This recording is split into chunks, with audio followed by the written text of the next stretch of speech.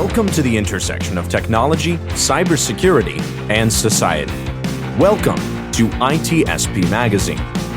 You're listening to a new Securing Bridges podcast. You're about to join Alyssa Miller as she sits down with senior and executive security leaders to share stories of success and failure while working across business teams. It's time to build and secure the bridge to the business. Knowledge is power, now more than ever.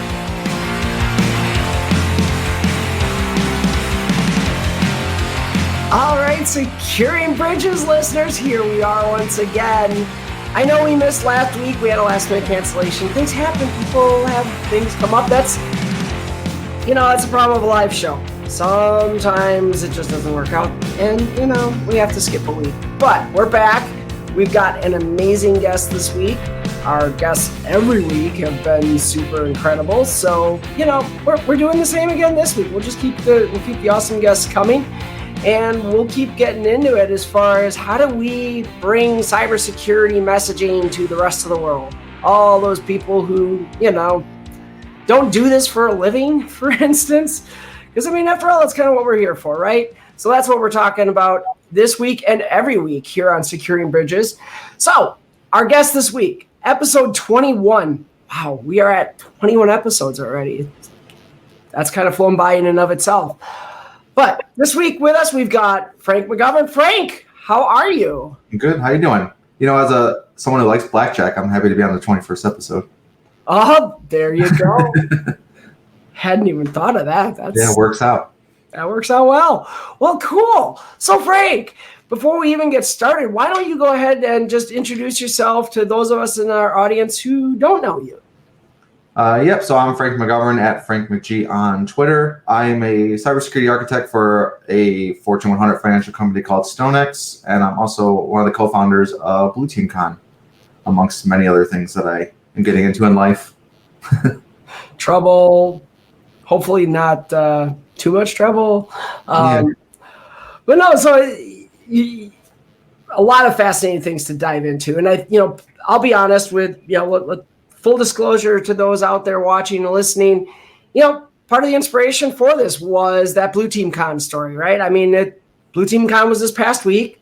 For those of you that don't know, Frank's the founder. I am actually on the board for Blue Team Con, and it seemed like a really good time to talk about that. And we'll dig into the Blue Team Con story a little bit and kind of, what you're seeing there. But before we do that, let's talk a little bit about your role as a security architect, because I feel like that's a role that a lot of people hear about, but they have a lot of different thoughts, opinions on what an architect really should be. So in your experience, what does architect mean for you? I would say my role and what I enjoy most doing is being that bridge between the business and the technical teams on the security side, and kind of figuring out what makes sense and what doesn't. Where should security actually push and where they shouldn't push? Because it often seems like we're trying to address every risk, and we're just like, oh, you need to do all the things, and no one really actually listens to the business and understands where they're coming from. So my role is to better understand where the business is coming from and find the compromise and figure out like what standards they should meet, as well as making sure there's consistency with everybody. Awesome. So, you're talking to the former BISO, so you know how I feel about bridging the gap, and hence the name of the show. Yeah, it falls very in line with BISOs, which is something my organization doesn't have, but is looking into. But I would say it really fits into it. It's almost like a BISO role, but you're just with every business line, which gets tiring. But yeah. Oh, I can imagine that got to be a pretty broad set of understanding that you need. When you can't just focus on one business line and how they run. So as you look at your role, I know within a lot of organizations, and sounds like yours, an architect is pretty high level, right? That's someone who's been in the trenches for a lot of years, has a lot of technical skills and experience, but then, as you mentioned, kind of, a little bit extra, right? More of the business awareness. So what do you feel like sets you up for success in that role?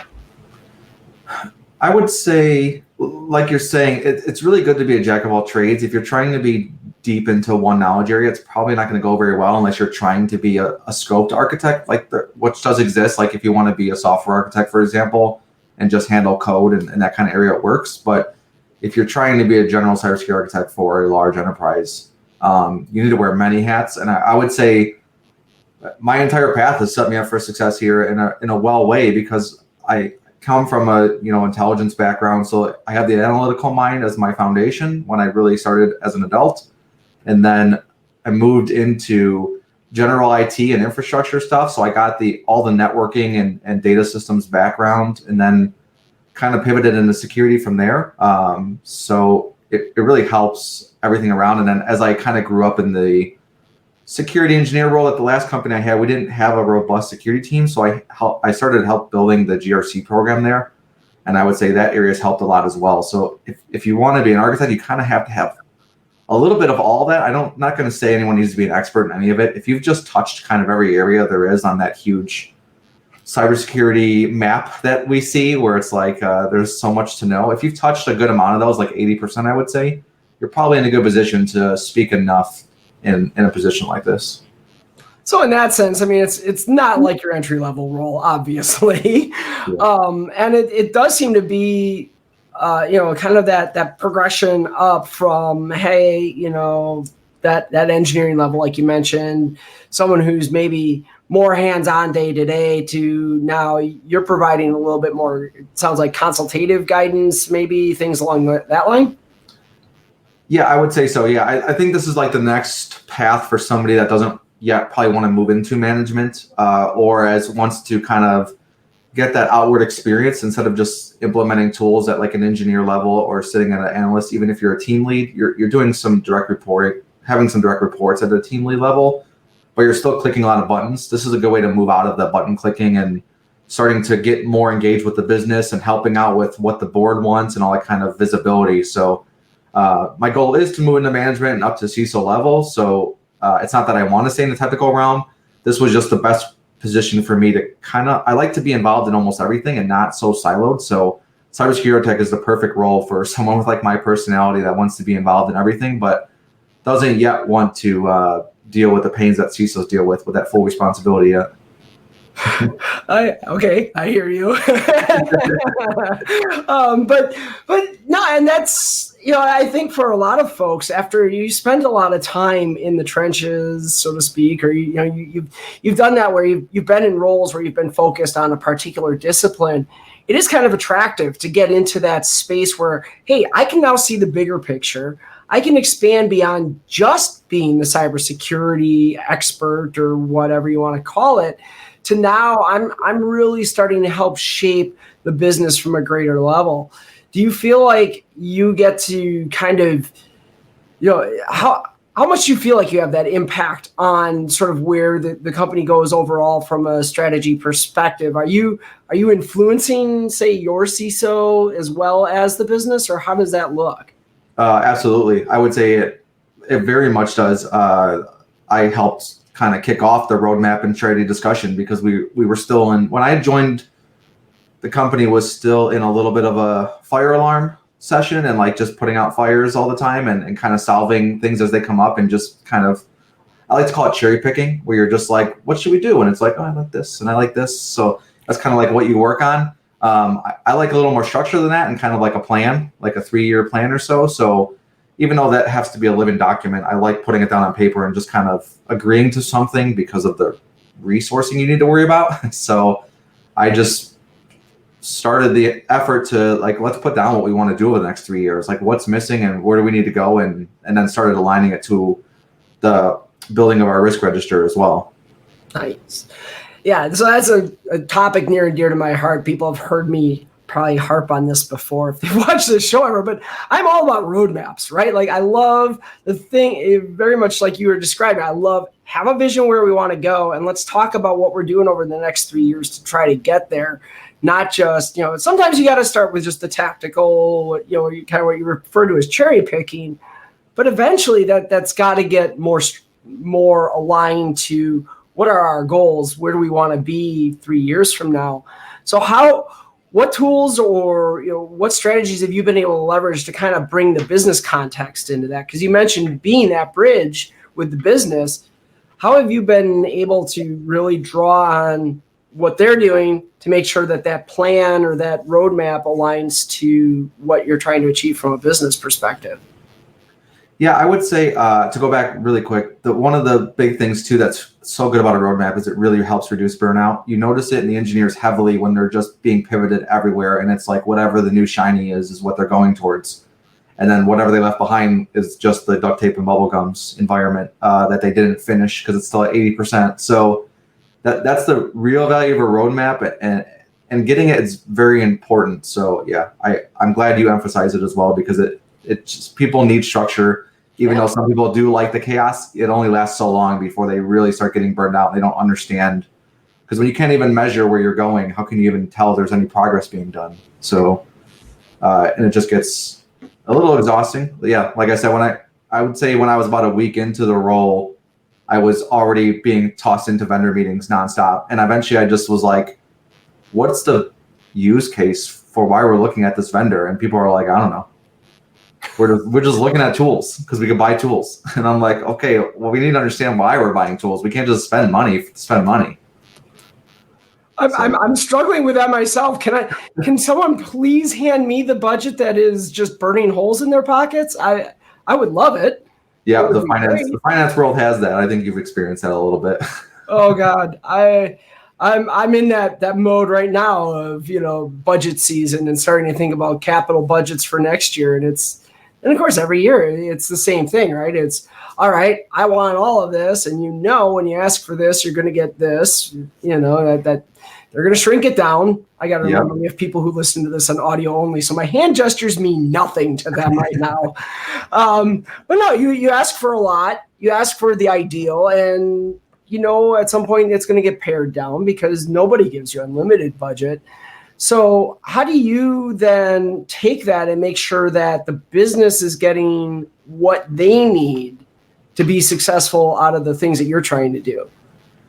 I spend a lot of my time just kind of learning what the business does. So when I'm actually was new to the finance world when I joined here, it's almost 2 years ago now. So I knew how to do things like stocks and 401ks from my personal self. I didn't really understand a lot of the finance aspects, and like how does sending payments around the world work, and how does the back end infrastructure look from the markets and exchanges to sending to corporations, all that kind of stuff. So the answer is it's extremely complex, and it's also that duct tape and bubble gum, by the way.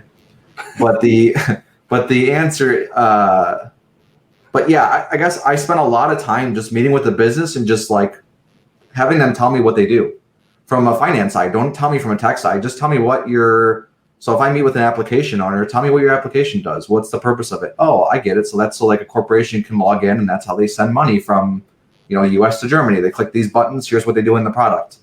And then I would just use my experience to see where in that line is there's some kind of security gap or concern that should be addressed. You start digging into the technicals of, what does the API look like? What does the app itself look like? Does it need to be pen tested? Those kind of things. So it's really just, I would say, understanding the business line and understanding the application, and then just knowing the standards that the company is trying to promote and knowing the general security best practices. And then if you're regulated, you do have to know some things like NIST or ISO or PCI or HIPAA, those kind of things. But once you get enough experience with all of those, they're pretty similar, and it just makes sense for like what best practices are. So it's really just meeting with the business and have your thinking cap on for like, what's pulling my mind, what's a red flag, or like throwing up red flags or concerns, and then kind of addressing those, and then with whatever current policies and standards are in place, which hopefully exist. If they don't, then you help build those. Nice. So do you get involved then too in like product strategy discussions, or is it more, they come to you after they've kind of started down a road and you're helping maybe on like the vendor selection or, architecture discussions? To the business side, it's all over the place. We have the common, we're approached at the 13th hour when they're ready to push out the product to live. And then we're like, oh yeah, that's not happening. No, that never happens. Come on. Product would never do that to us. I wouldn't say it's too much product strategy outside of security functions, like, having certain requirements that are like, yeah, you're not going to go live until you implement these certain security mechanisms we've talked about, or that we have as a standard. But from internally, so my time is heavily split. I would say 60% towards the business, 40% inward towards like our cybersecurity personnel. So that 40% inwards towards security engineers and the analysts and that whole team, I am giving guidance on vendors to go with, on like what security tools we should go with to solve certain problems, and then helping kind of along with POCs here and there, and then like where are we going to go when we implement it in the project build out of what's the best way to implement this product long term. So when you're talking to the business then about that, I mean, where's like your biggest struggle, or what because you're talking to people every day who cybersecurity is not their primary job. Yes. And so you're having to make those translations and really present it in a way that means something to them. Where do you find what's the most difficult part in that whole process for you? I would say the difficult part's the initial defense mechanism people throw up, because you never know how someone's been burned by their experience. So I'm sure a lot of business people have come across security teams that are the people of no, that they're just the no team, and that's what security is known as. So I have gotten good feedback from business leaders that like, it's been great that you listened to us, kind of, and they've responded like, I'm so glad you just had a meeting where you just listened to us and learned what our product does, because no one's ever done that before. And these are people that have been in the industry for like 30 years saying that. So so just caring to dig in but that initial defense mechanism, when you first meet with them and you're reaching out and they just look at you like you're all of a sudden thrown into a meeting with them and you're cybersecurity architect and here's director of security, and they're just like, oh God. And they just immediately like, what am I going to get yelled at for? What am I doing wrong? And do I really have to do all this? Because they're worried, like they're trying to get to production. So are we going to delay that? Is it going to be 6 months delayed now because now security's here and caring about that? So a lot of them care, but at the same time, like you said, they just they're the business side. They want to get their product out. So they want to do it securely, but they don't realize all the things that are necessary to do it. So it's our job to be that Sherpa to get there. Yeah, I mean, it is kind of shocking when you hear that too, right? I mean, oh my God, nobody from security has ever talked to you about what your business does before, and yet we're going to try to secure it. I mean, to me, that's like saying, hey, I'm going to secure this IoT device, but I'm not going to learn anything about microservices or how these things communicate or anything else. I'm just going to secure it. Yeah. I mean, it's so being able as a security person to drive that message and to help them understand, because at the end of the day, they don't really, that's not their primary. Yes, they care, but it's not their primary responsibility. And I think that's a thing we lose a lot. And we're getting better, I think, and you tell me what you think, but I feel like we're getting better, but we still, there's a lot of that. Well, the users are stupid. Developers don't care. Product people will just sell anything. What we don't realize is it's not a matter of not caring. Their priorities are just different than ours. Yeah, or they don't have the experience in security, right? It's not their role. Like, I'm sure they've learned some secure coding and things like that, but their job is not to know a lot of the behind the scenes security stuff that we kind of implement. But yeah, I agree. The comments are okay, I would say, behind the scenes. Joke around with your security buddies like God, these users are stupid. These devs just never listen. It's the same all the time. But you really can't take that mentality into the room when you meet with them. Just use that as a stress relief for yourself, but don't actually take it serious, because they do care for the most part. You're always going to come across the people that just never listen to you, but you have to just figure out their personality and how they'll listen to you eventually. But yeah, if you go into the room with immediate that you're smarter than them, you're better than them, or they have to follow you, even if you have policy and executive backing, like executive committee and high level board backing, you can't just go into the room and be like, I'm in charge. Here's what's going to happen, because they're not going to view that way at all. And it's just not going to go well for you. And that's where that defense mechanism comes up. And once that wall comes up, it takes months and years to get it back down again to where you need it to be to make progress. You need to make sure they're on the team with you, and make sure they realize that, and that you're an enabler for them. So by getting in early, having good conversations with them and kind of being that person that listens, they'll start bringing you in earlier to some of the initiatives they have, or else all of a sudden you're going to realize they keep bringing you into the 13th hour of the product every time because they just don't want to deal with you. Yeah. So the metaphor I've started using for that, well, first of all, to the attitude, like, just remember that when you sit there and you joke about how stupid they are or how much they don't care, remember that they're saying the same thing about you as a security person. They're looking at you and saying, you're so dumb, you don't understand software development, or you don't understand product management, or this or that, and you don't care. All you want to do is make everything secure. You don't care if it actually works. Those jokes go both ways. So understand that if that moves from being a joke to an attitude, that's problematic. But the metaphor I've used is up until very, very recently, was a soccer referee. And one of the concepts in refereeing soccer was, the players invited us to be a part of the game, right? Like, they can play the game either way, whether they have a referee or not. Now, will it be as enjoyable? Will they like it as much? Maybe, maybe not. But at the end of the day, they invited us to be there to enforce the rules for them. It's kind of the same with security. Like, a business can run without a security team. A business can make money without a security team. They've invited us to come in and to help them make their product secure, make sure that they don't have issues with being breached or anything else. But at the end of the day, they can't exist without us. And I think we need to kind of, as security people, remember that, hey, you know what? We're kind of like guests in that room. And so when you talk about breaking down those walls and not putting yourself in a position where they're going to put the wall back up, that's the sort of thing I thought of there. Does that mean, do you see it kind of the same way, or am I totally off base? No, I do. And I think part of your talk at Blue Team Con was around this, wasn't it? That you have to show that you're kind of an enablement of the business, and you need to make people realize that. And once they realize that you're on the same team, you're on the same side with the same goals, they really start bringing you in at the right time and start working along. Because if people just think you're the lock it down and the people of no, that does seem like it's the opposite of what they're trying to achieve, which is moving forward and progressing. But once they realize, oh, this is the team that's going to help make sure my app stays up so it never goes down, so we don't lose money for several days, well, that's the team I probably want to talk to. And I want to talk to them early to make sure we get it all figured out before production comes. Yeah, you just have to help them see that that's what you're going to do. And so you mentioned Blue Team Con. Perfect segue at the perfect time. We couldn't have planned that any better. Well done. But let's talk about Blue Team Con a little bit now. So we've talked about this architect role, and obviously you and I are both, heavy blue teamers, at least at this point in our careers.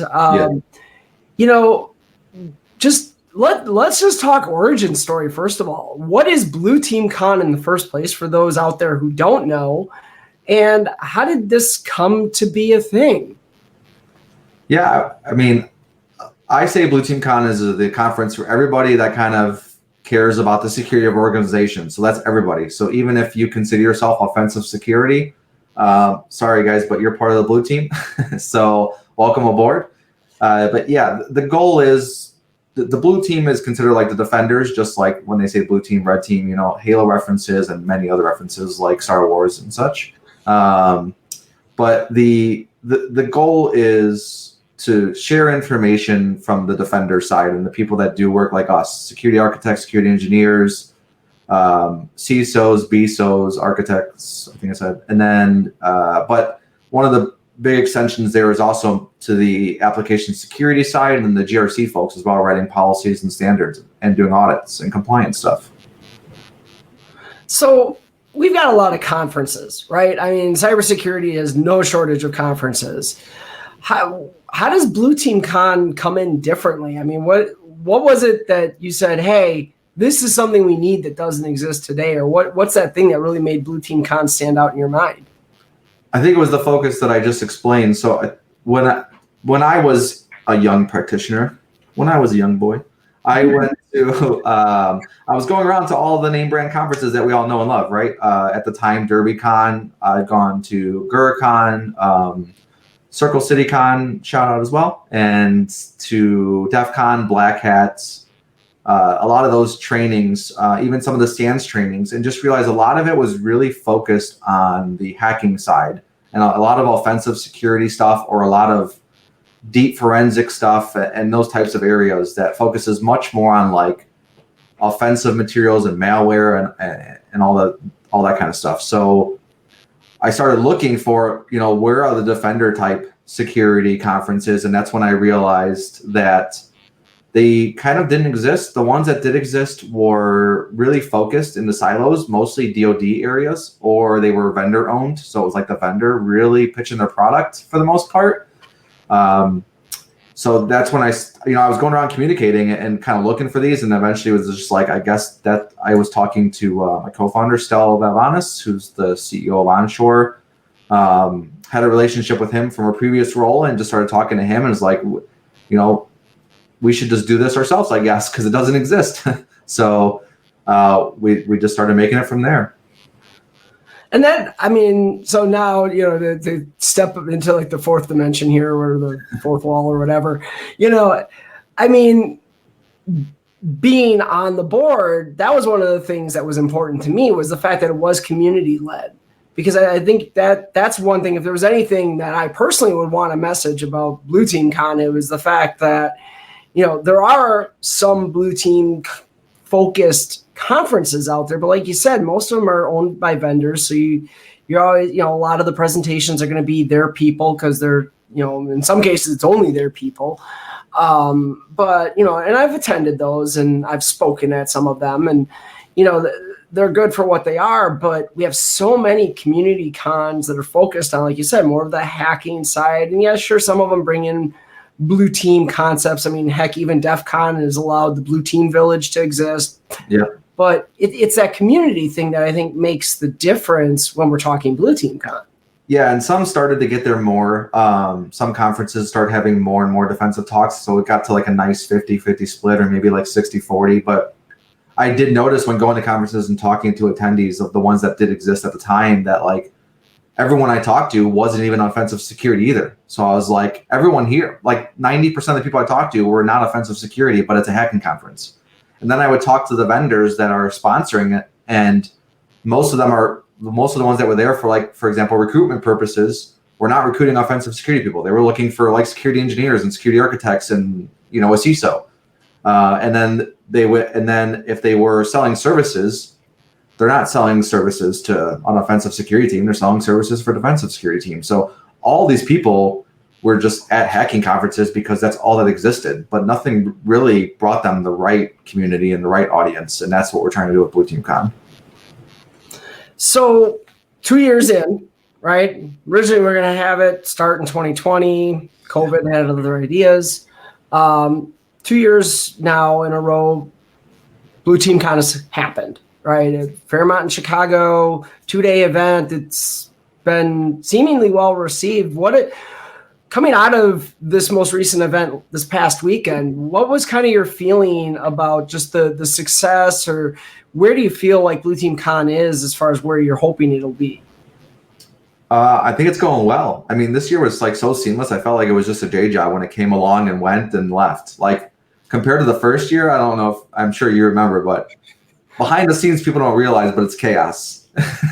Absolute chaos. Yeah, but that chaos helps the front end look as beautiful as it can be, and kind of go on very smoothly. But this year was definitely, I would say, easier. I hope it's the same from your side as well. But yeah, I felt very smooth. But my goal is to grow it. So we did grow 30% this year, I would say, in attendance rate. But my goal is to probably get it 5 times the size of where it is right now, I would say. I really want to grow it, be big. When I initially launched it, I was like, let's take on DEF CON. Let's be like the blue teamer for DEF CON. Let's have a 30,000 person defense con. But then I realized like that's a full-time conference runner, and that's not what I want to do with my life, and build a whole conference organization or ever like sell it off to a conference organization that just looks at it for money. They've also been doing it for 30 years, so it is. Yeah. It might be a few years out before Blue Team Con gets to that level, but yeah, I think the right is where we're kind of like thinking, as we're trying to grow it to be about a 2,500 to 3,000 person conference. That's my goal. So I think if we can get there, that'll be nice. I kind of want to take over the Fairmont, so we can tell them what the rates are and what we're going to do with their hotel compared to the other way around. So we can hopefully make it cheaper for all of you and everyone that wants to attend. And that's an important thing to understand too, is, I think people look at conferences and how do you some of these conferences, they range, right? I mean, there's some that, $30, $50 a ticket, some that are $2,500, $2,700 a ticket. I'm looking at you, Black Hat and RSA, I mean, and everything in between. And granted, I mean, Black Hat and RSA, these are gigantic conferences, right? With a lot of amenities and a lot of everything else. How did you find like the balance that you wanted to strike between the affordability of the conference and being able to really provide some of the the amenities of a bigger, more established conference? Because I feel like there's a lot already there. And that was commentary I heard this past weekend there's a lot of things that people are shocked to hear that Blue Team Con is doing in only its second year. Yeah, if you like spreadsheets, you'll figure it out. It's probably the best answer. I just said, if you like playing RPG games where you have to sit there and figure out resourcing, that is the knack to have to launch a conference, because you'll probably figure it out. But yeah, it was really just sitting down in the spreadsheet and kind of figuring out all the line items, like coming up with what would the sponsorship opportunities be, and then looking at like, okay, obviously we're not going to get every sponsorship, so make a mark. Maybe we'll get 30 to 40%. So if we get 30 to 40%, and let's say we're shooting for this amount of people that will attend, then you can start doing numbers on here's how much income we'll take in, and then start doing, as you're pulling quotes, as you're kind of like figuring out what you're going to launch, you kind of see what the cost is going to be. And then you kind of play around with it, and then eventually you kind of figure out what's the right striking point, while also trying to make sure that you do balance it where you want to be. I think I honestly don't even remember where our ticket price came from, but it was thrown out there to be around that area, I think, because that's what I was looking at other conferences too that were similar to what we wanted to be, and that's around the price range they were at. So that was kind of it was more like see what your competition is doing for the most part, even though I don't really view other cons as competition, but see what your peers are doing, and then kind of follow that. Yeah, and I think that's important too, right? Like, I mean, we've already here mentioned Circle City Con, and well, okay, I'm on the board for that one too. So, and as you saw, one of our viewers is too. But no, I think there is a lot of that collaboration that I don't know if people really realize goes on between conferences, where conference organizers are talking to each other, because at the end of the day, we want to make sure we're not colliding on dates, and we want to make sure that we're not, stepping on toes, that there's enough space between our conferences that people feel like if they want to, they can participate in both. And we're sharing lessons learned, and we're constantly, there's this exchange of ideas. I don't feel like anybody is like cornered the market on how to run the perfect conference. So, I think that's important for people maybe who don't understand what it's like, planning a conference, to really be aware that that's something that goes on behind the scenes too. It's not just it's definitely not a competitive environment, I don't think either. No, I mean, in order to launch this, I had to learn from multiple other conference runners in order to figure out what to do, or else we wouldn't be anywhere near successful what we are. So when people look at us and like, wow, they're so successful for only year 1, year 2, that's because we just listen to other people that are already in year 8 through 25 through 30, like you said. So I've even had conversations with DEF CON founders and organizers. So we've learned from people that have been doing this for decades on what to do, what to look for, what to start with. And, some of the biggest advice, I think even Odd Job said in his podcast that happened as the recap to Blue Team Con, that, you got to get really good at your core. Don't just try and do all the things at once. And that was a big focus of ours as well. And a piece of advice I think he directly gave. So, and that's what we kind of listened to, because a lot of people were like, well, let's just go for trainings on year 1 or year 2. And it's like, no, we got to really get the core down and get people there and make sure the talks in the villages that we start with are good. And then we can start expanding on it.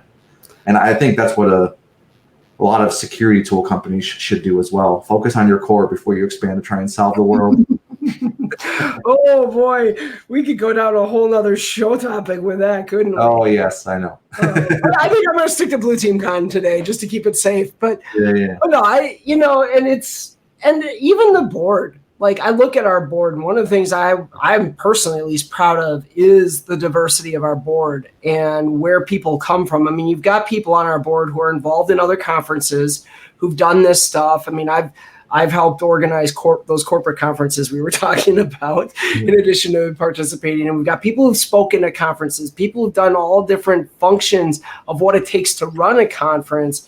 And so bringing that all together, but we're also, we're very diverse in a lot of other ways too. I mean, just visually look at our team, and I think that's really important. And we saw an example earlier this year of what happens when conferences don't do that.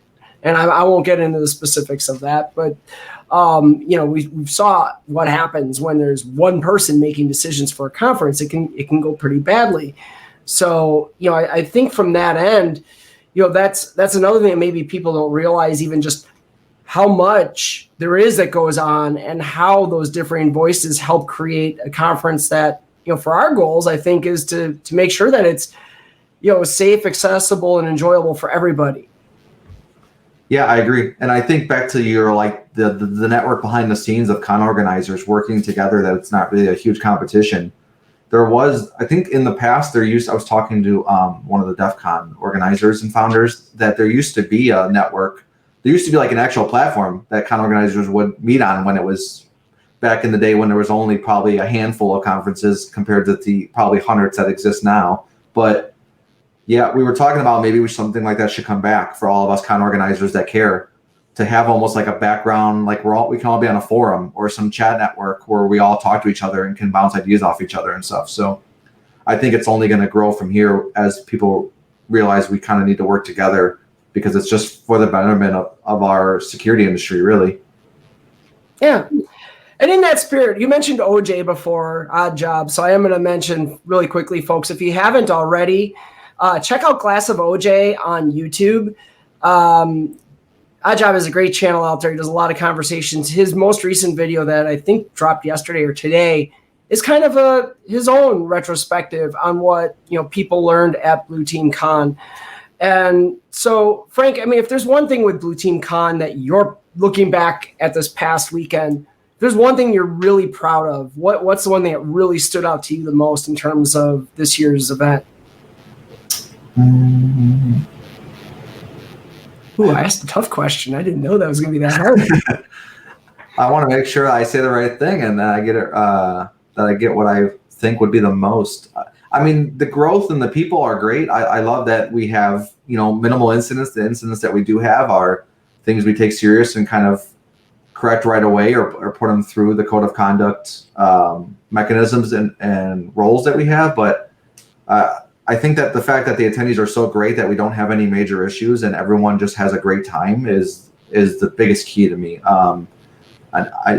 If I look on our side, I would say the best thing we did this time was probably where we placed everything was a much better flow this year than the first year. It got a lot more engagement with all the extra things beyond just the 2 talk tracks.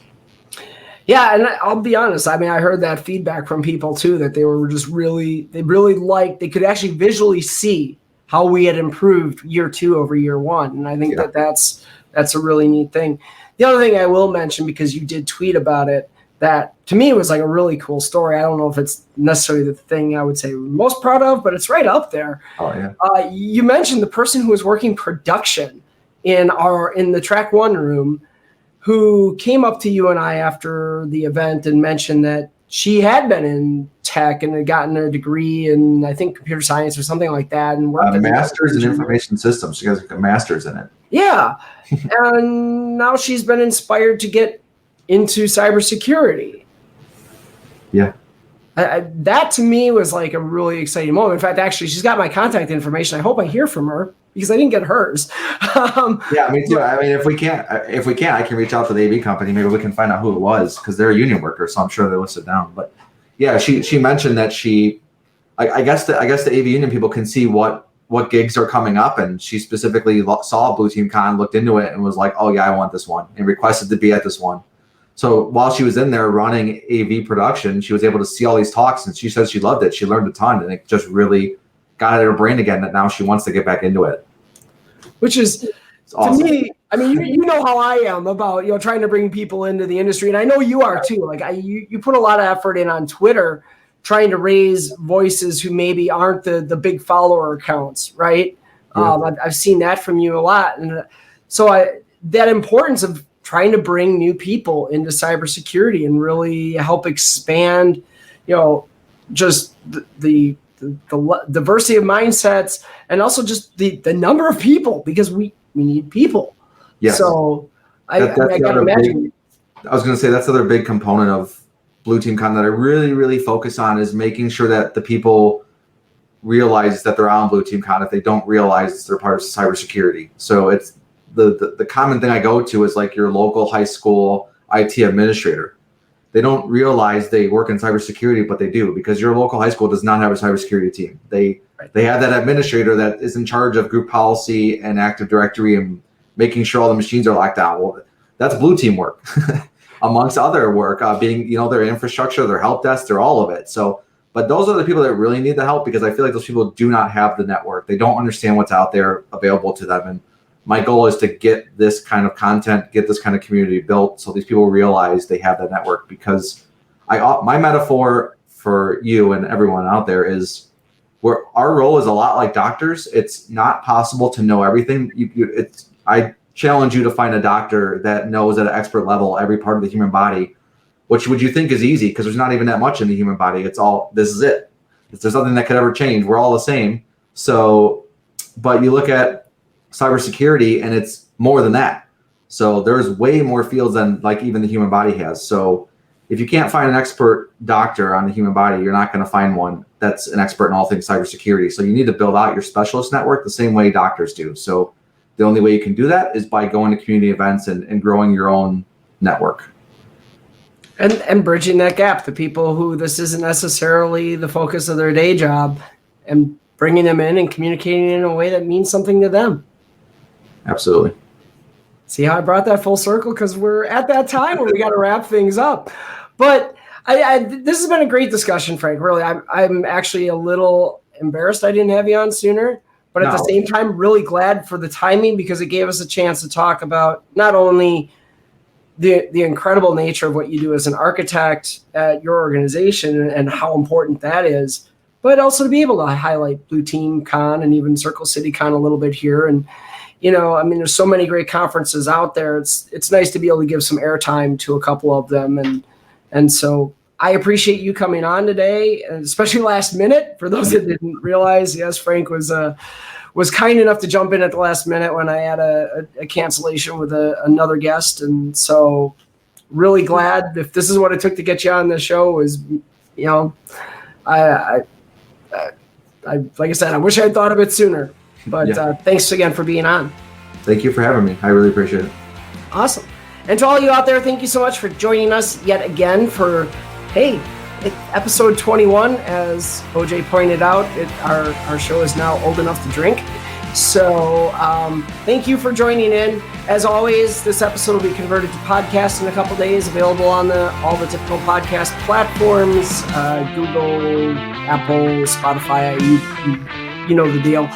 So hope to see you again soon. Be sure to check out the previous 20 episodes if you missed any of them. We have had some awesome guests on the show. And we'll be back here next week with another amazing guest. So stay tuned, and we'll talk to you next time right here on Securing Bridges. We hope you enjoyed this episode of Securing Bridges podcast with Alyssa Miller. If you learned something new and this podcast made you think, then share itspmagazine.com with your friends, family, and colleagues. If you represent a company and wish to associate your brand with our conversations, sponsor one or more of our podcast channels. We hope you will come back for more stories and follow us on our journey. You can always find us at the intersection of technology, cybersecurity, and society.